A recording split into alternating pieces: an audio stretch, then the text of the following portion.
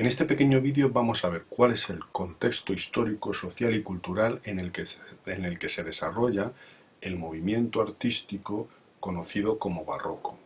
El barroco es un movimiento artístico que abarca todas las artes, la música, la pintura, la escultura, la arquitectura y por supuesto la literatura.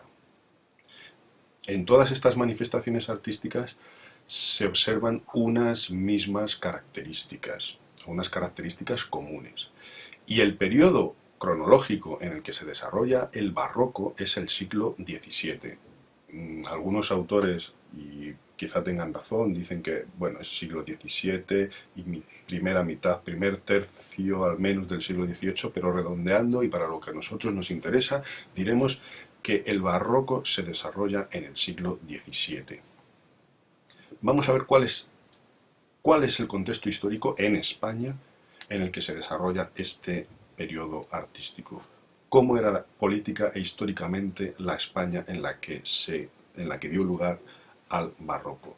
Pues fue una época decadente, una época en la que los reyes que reinaron, valga la redundancia, en este siglo XVII, Felipe III, Felipe IV y Carlos II, reyes de la casa de los Habsburgo, de los Austrias, fueron incapaces de detener la crisis que ya se había iniciado y que cada vez era mayor, una crisis en la que entró el Imperio Español y estos reyes fueron incapaces de atajarla.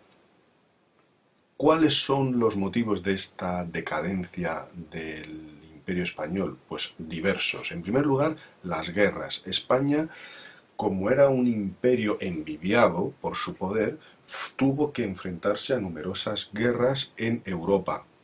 Guerras en las que España se disputaba la hegemonía, el poder, con Francia, con Inglaterra, con los principados italianos. Y esas guerras exigieron que los reyes pidieran mucho dinero prestado para poder afrontar económicamente el pago de armas a los soldados, los sueldos de los soldados, etcétera, etcétera. Y eso hizo que España se endeudara mucho. Luego, internamente, dentro de la propia península, hubo sublevaciones en Cataluña y en Portugal. ¿Cuál es el motivo de estas sublevaciones? Pues que este señor, el conde duque de Olivares, centralizó mucho el poder en la corte madrileña y reinos que en ese momento pertenecían a España, como Portugal y Cataluña, se rebelaron contra ese poder, querían más autonomía. Se dieron otros muchos problemas, como por ejemplo,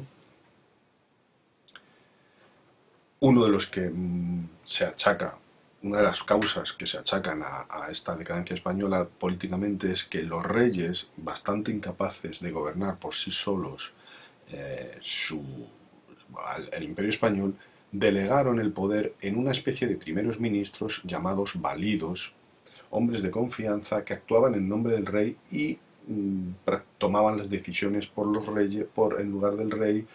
Y esta despreocupación de los reyes por el poder también fue uno de los motivos, sumado a una muy mala administración, provocó algunas bancarrotas sucesivas que mermaron mucho el poder de España. Además hubo una crisis demográfica, una crisis de población, por varios motivos, por tres principalmente. Epidemias, peste, enfermedades.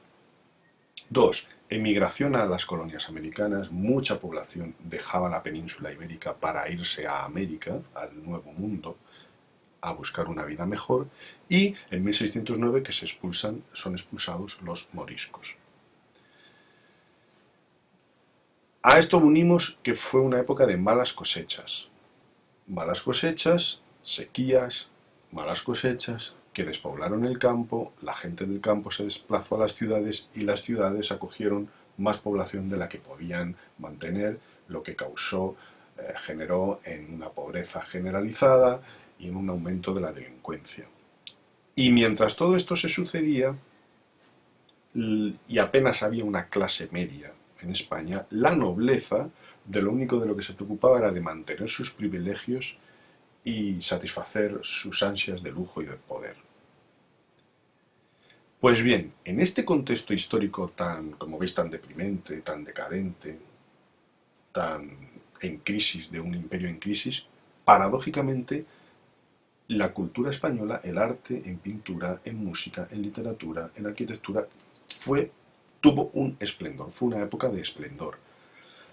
Eso sí, en esas obras artísticas se plasmaba el pesimismo y el desengaño propios del momento. Un pesimismo y un desengaño que, como os podéis imaginar, vienen determinados por toda esta ambiente de decadencia en el que vivía España. Por ejemplo, en pintura, pintores como el gran Velázquez, Murillo o Rivera, en sus cuadros plasmaron esos contrastes típicos del barroco. Y os tenéis que quedar con esta idea. El barroco es una época, en cuanto a arte, que explota mucho la idea del contraste. Por ejemplo, pintores, los contrastes entre las luces y las sombras, o los contrastes entre, en un mismo cuadro, que aparezcan personas muy ricamente vestidas junto con personas tullidas, bufones, gente con defectos físicos. Y en general había una tendencia a oponer lo bello y lo monstruoso, esa antítesis entre lo bello y lo monstruoso. Y por supuesto, no se olvidaron tópicos del Renacimiento como la fugacidad de la belleza y la brevedad del tiempo, eso sí, tratados en el barroco de una manera acorde a todo este ambiente histórico, de una manera mucho más pesimista. En resumen, periodo histórico en el que se desarrolla el barroco en España, principalmente en el siglo XVII, es una época de decadencia del Imperio Español, motivada por las guerras en las que participó España, que la debilitaron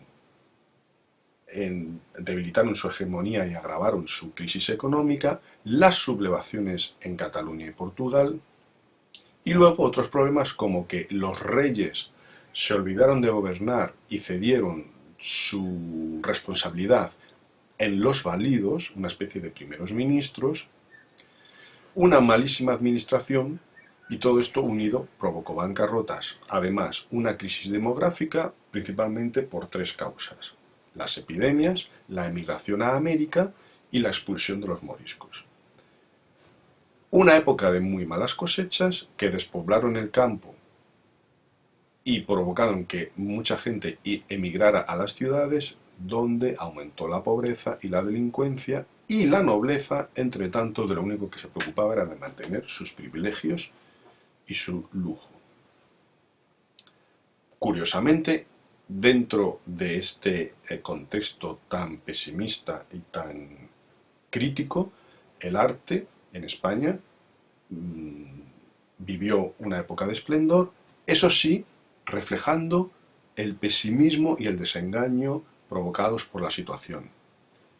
Y una de las notas características del estilo barroco es el contraste, los contrastes fuertes que, por ejemplo, en pintura se ve entre las luces y las sombras, el lujo y la pobreza, y a pesar de ello, de tender siempre a oponer lo bello y lo monstruoso, se siguen cultivando tópicos del Renacimiento como la fugacidad de la belleza y la brevedad del tiempo, eso sí, con un matiz mucho más pesimista que en el Renacimiento. Esto que os he marcado es lo fundamental que hay que conocer del contexto histórico, social y cultural en el que se desarrolla el barroco literario español.